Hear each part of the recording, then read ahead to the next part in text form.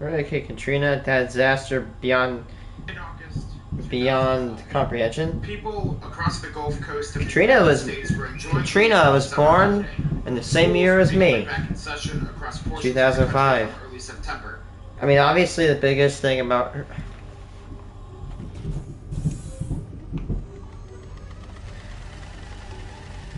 Hurricane Katrina is that it literally demolished the levees in New Orleans, causing what accounts tell. Basically, they said there were bodies floating in the city. It's one of those horrible, just awful, just tragedies that ever hit Tourists flooded the United States. attracted to the warm waters of the Gulf of Mexico. Locals had little to worry about, living day-to-day as usual. Little did those tourists and the locals know that come the beginning of September, everything would change. With scars etched into the coasts of Mississippi and Louisiana that last to this day. In late August of 2005, Hurricane Katrina brought its wrath to the Florida Peninsula and to the Gulf Coast of Mississippi and Louisiana, with Louisiana, specifically New Orleans, suffering the worst of the storm. Hurricane Katrina's toll on the coasts of Mississippi and Louisiana was beyond comprehension. It is immense. With nothing This was a Category 5. Mississippi, but New Orleans, Now, if I get any facts wrong in this video, please forgive me. I am a tornado enthusiast, not a hurricane enthusiast. Although I do know a basic level about hurricanes. I know the categories, I know usually how they form, how they behave. Yeah, and they can actually form tornadoes.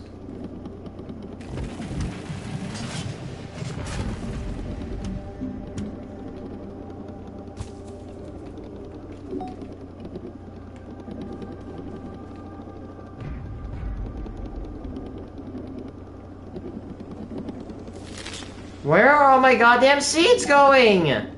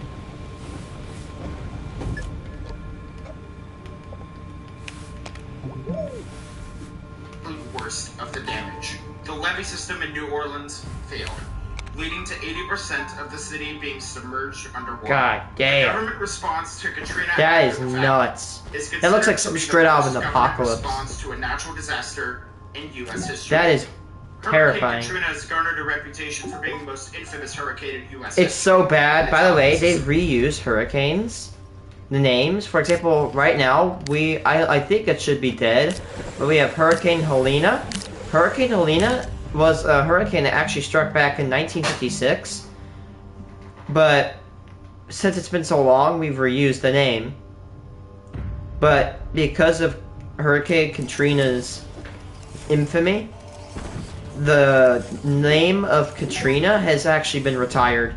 So, in human history, at least from the NOAA, there will never be another hurricane that is named Hurricane Katrina. There may be like a Katrina in like the 1940s or something like that, but there's never going to be one again.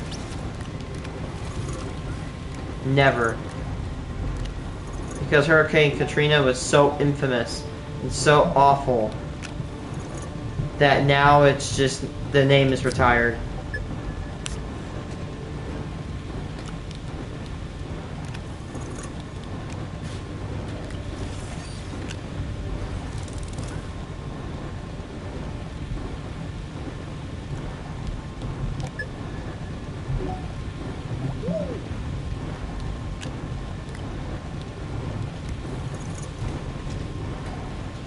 I mean, it's far and away the most expensive hurricane in U.S. history, tied with Hurricane Harvey in 116 2017. billion.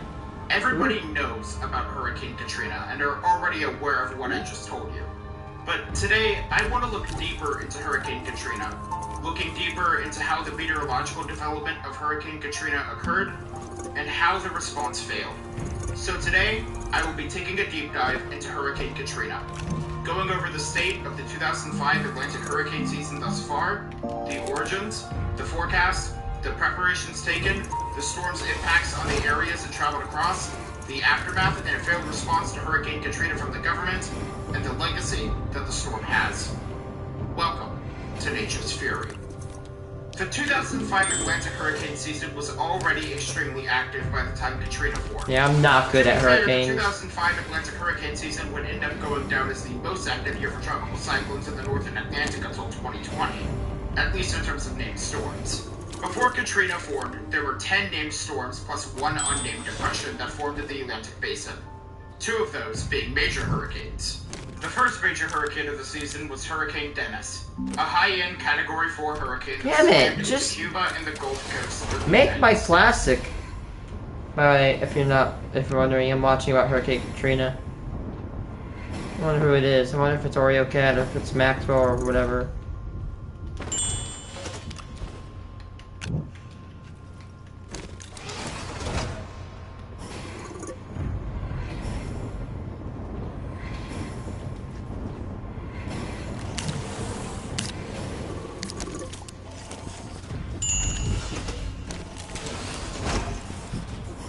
While Dennis did weaken before its landfall in the United States, Hurricane Dennis's impacts to Cuba and the United States. Katrina went like all the way to Canada.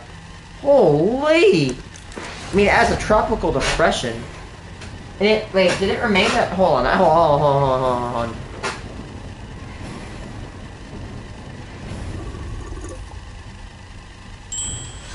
Did Hurricane Katrina remain a hurricane all the way to like... No way. Oh. It was a tropical depression all the way into like Tennessee. That's still pretty interesting for a hurricane that I've seen. Whew. Katrina was cooking. And the storm to be retired. The second major storm was Hurricane Emily, the earliest Category 5 hurricane during the calendar year in the Atlantic Basin, peaking in the Caribbean Sea before making landfall on the Yucatan Peninsula as a South Category 4 Texas and hurricane. Mexico. The hurricane emerged off the coast of Mexico and made a second landfall as a Category 3 hurricane near San Fernando, Mexico. To this day, Hurricane Emily remains one of very few Category 5 hurricanes to not have its name retired. From then on, the Atlantic Ocean continued to churn out tropical cyclones, but none were major. But of course, coming into mid to late August, another tropical system would begin to organize off the coast of Florida, and would be given a name that would go down in infamy. But real quick, only a small portion of the people who like these weather. I remember, like, even if you don't know meteorology, or you don't know, you know, hurricanes, you still, as an American, like, again, I just said this, even if you're American, if you don't have to know a whole lot about hurricanes to know how terrible this hurricane is. Even way before I went into, meteorology, way before I became an enthusiast in meteorology, literally, like, what, all the way back in, like, 6th grade, I learned about how infamous this storm was and how many people it killed. Subscribe to the channel. So if you enjoy the content I create, consider subscribing. It helps support what I do and tells me I'm doing something. Yep, I'm subbed, man. Also, I have a Discord server that I frequently talk in. Link to that is in the description. Anyways. By the way, this guy's name on YouTube is Alfuria. Go give him a few views. Tropical cyclones that form in the northern Atlantic. Katrina's formation was the result of the interactions of a tropical wave, the mid-level remnants of Tropical Depression 10, and an upper-level trough. On August 11th, a tropical wave exited the coast of Africa and moved through the main development region of the Atlantic Ocean over the next few days.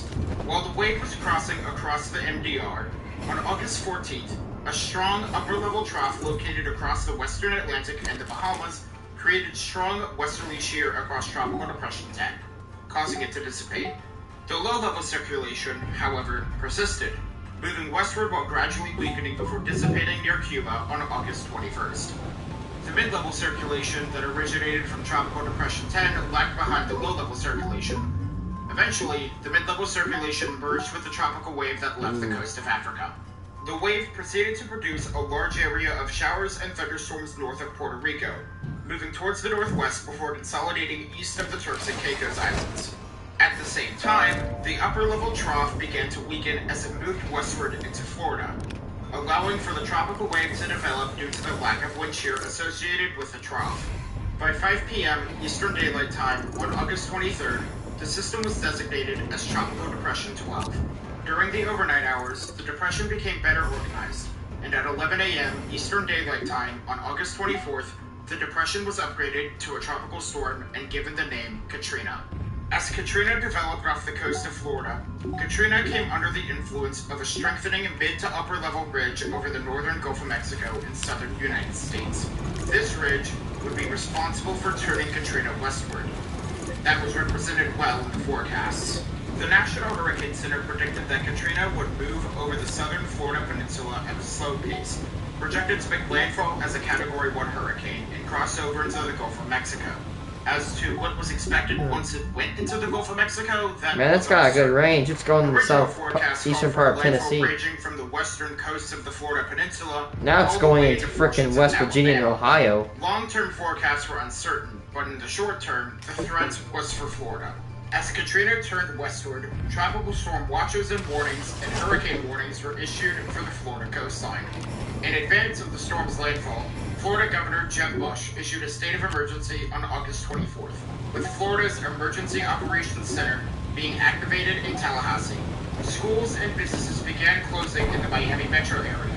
Cruise ships altered their paths due to the seaports in Florida closing, and airports across southern Florida were closed. Residents in Florida began stocking up on supplies, and gas shortages were an expected issue across Florida due to limited supply.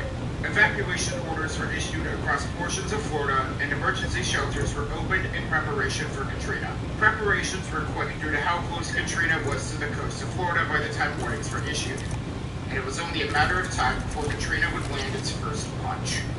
While Katrina was turning towards the Florida coastline, the storm was already bringing impacts to portions of the Bahamas. Thankfully, now the Bahamas it's cranking west towards Miami.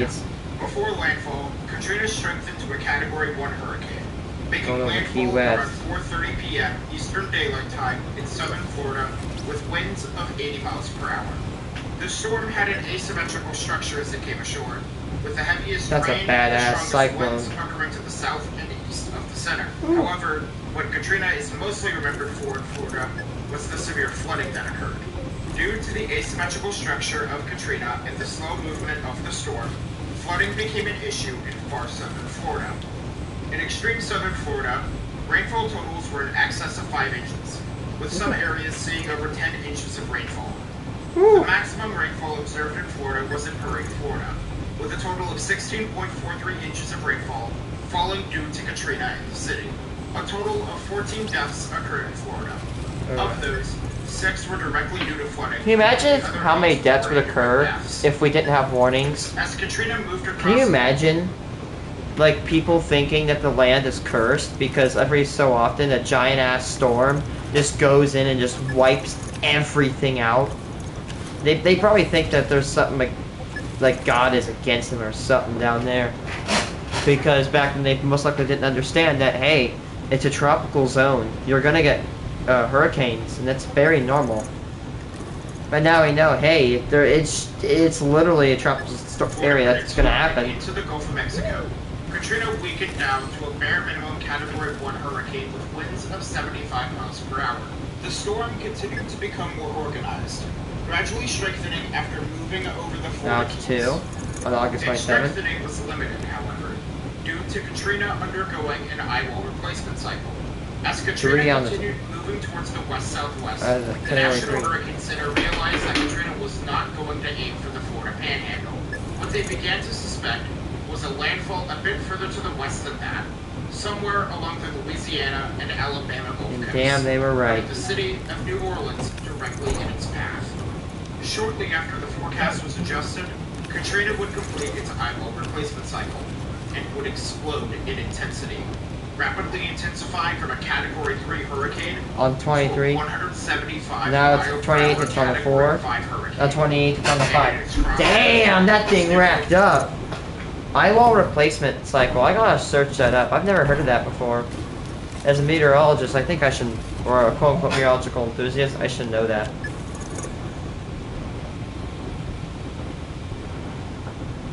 Meteorology eyewall replacement cycles, also called concentric eyewall cycles, naturally occur in intense tropical cyclones. The maximum sustained winds are greater than 119 kilometers an hour, or hurricane strength winds, primary major hurricanes category 3 to 5.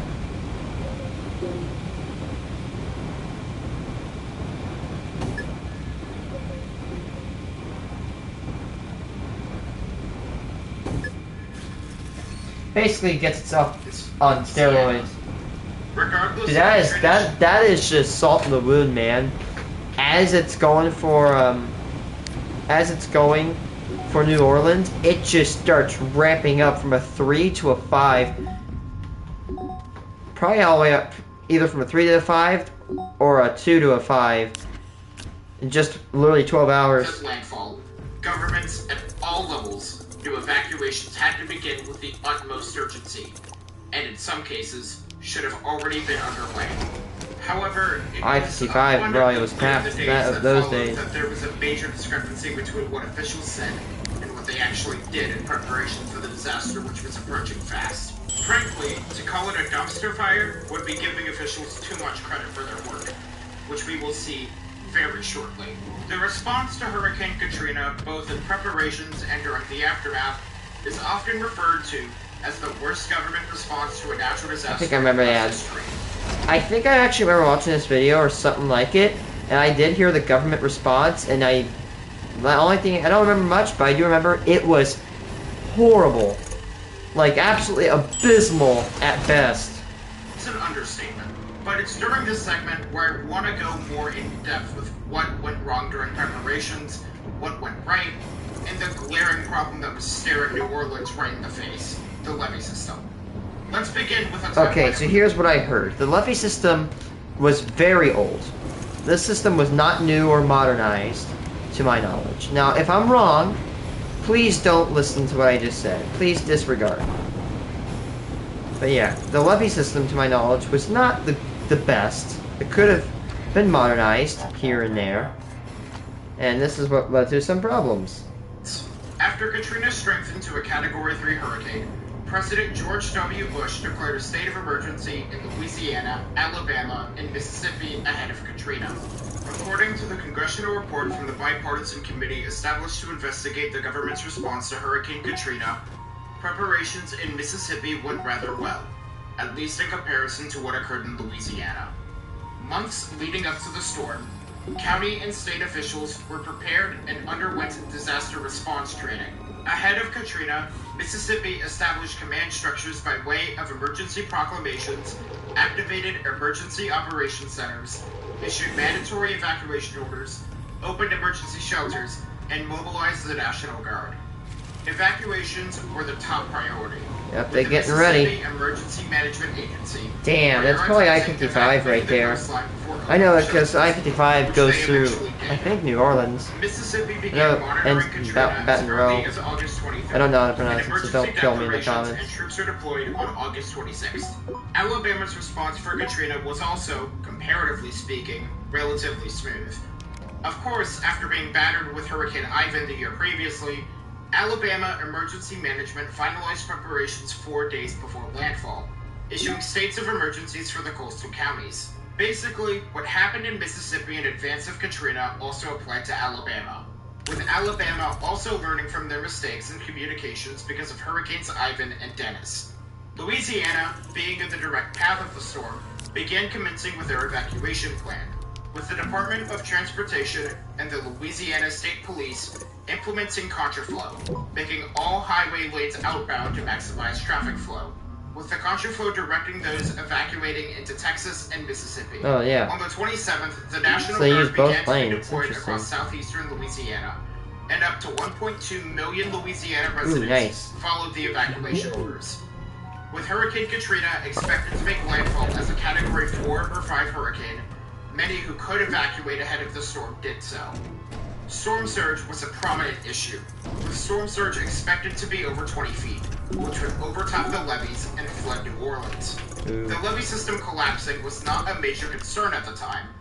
Very few truly expected the complete collapse of the levee system. Although, the warning signs of what was about to occur was in full display, but I'll get to that later. That all being said, thousands of residents, specifically in New Orleans, stayed in their homes. But why did many people remain where they were? There's a multitude of reasons, but let's go over them. Now, obviously, this was kind of a joke. I'm not meaning anything by it. But here's one thing. If you don't know this about Americans, you're going to know it now. Americans could give two shits about storms. At least half of them do. Americans could literally care less. Tornado, hurricane, volcano, whatever. Like, my school was nuts. You could have 12 foot of snow. Like, you could literally have, like, a nuclear war, a tornado that's, like, EF5, 5 miles wide hitting my, school. You could have, freaking aliens or shit like that, and we'd still be in school. Because my school didn't get out. We were stuck. Significant reasons first and go from there. The first issue was the type of evacuation orders that were issued initially. Parishes in Louisiana began declaring evacuation orders as early as August 27th at 9 a.m., specifically beginning with the southernmost parishes, then moving northward to prevent traffic bottlenecks. However, the type of evacuation orders initially issued were not mandatory, but rather recommendatory. Eventually, the evacuation orders were upgraded to mandatory, but this caused some issues with messaging. The second issue was that Governor Blanco did not issue a state of emergency, but rather relied on the federal state of emergency declaration.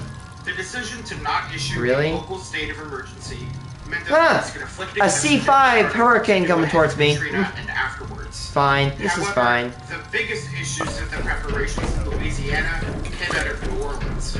In New Orleans, the mandatory evacuation order was issued extremely late, with Mayor Ray Nagin issuing a mandatory evacuation of the city only 20 hours before landfall. Dude, that is nothing. That he should have issued it earlier. Aren't they issued at like way like 98 hours plus? The city of New Orleans established several refugees of last resort for citizens, most notably the Superdome. Now, to be clear, 80% of the New Orleans metro area evacuated ahead of Katrina. But the issues with the preparations in Louisiana wasn't related to those who had the ability to evacuate, but rather the inaction done to help those who could not evacuate on their own. While most of New Orleans was able to evacuate, the evacuation plans did not benefit those who had the inability to evacuate on their own. Yeah, well, specifically, can you imagine being? I'm not again, and I'm not knocking anybody, but I'm saying, imagine being homeless. I'm not saying being homeless is bad, like in the sense of like, oh, I don't like homeless people. That's not what I'm trying to say. But if you're homeless, you're so screwed. I mean, you have a giant ass hurricane going towards you, and if you don't have a car, you're stuck. I mean, even if I were homeless there, dude, I don't care. I'm gonna go find Interstate 55. I'm walking. I don't care. I'm getting the hell out. I'd rather walk than take a C5 with no shelter. And after seeing what it did to New Orleans, yeah. New Orleans got really bad. They got flooded. Long-term caring facilities. Question, if you were a homeless person in New Orleans and you heard a hurricane is coming, what do you do? Like that, this is not like a correct or incorrect response. Like, what would you do? Would you wait it out?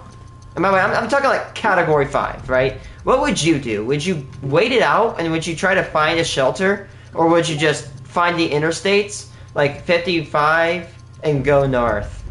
I'm going number 2. Have to rely on I mean, that came out wrong. I'm going literally on Interstate 55. I'm gonna find it, I'm walking. I don't care, I'll burn out myself, you know what I mean?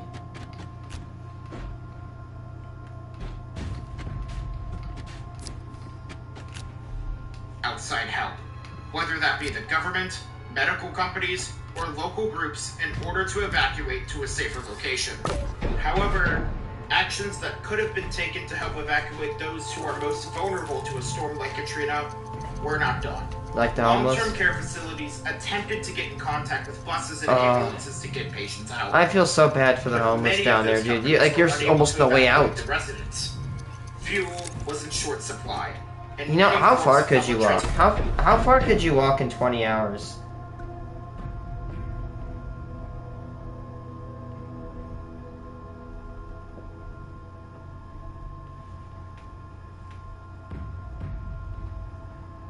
"20 minutes. 24 hours, you can walk 20 miles, right? Let's say, okay, I'm gonna do some math here, you know? Because why not? I'm sorry. While I do this, I might as well get some steel.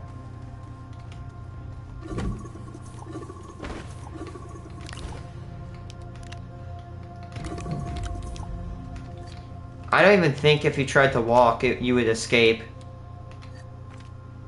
Nah, man, I don't care. I wouldn't do it in real life, but I'd hitchhike. I'm like, nope, I'm getting out.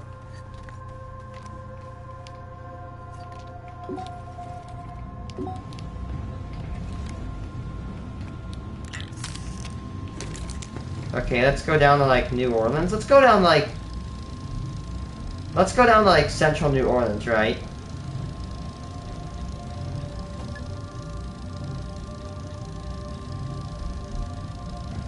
Let's go to, like, let's say you had to walk to Baton Rouge. Oh my god, it's hopeless. Let's say you had to walk even Baton Rouge. Let's go Baton Rouge. I'm sorry if I'm pronouncing that incorrectly.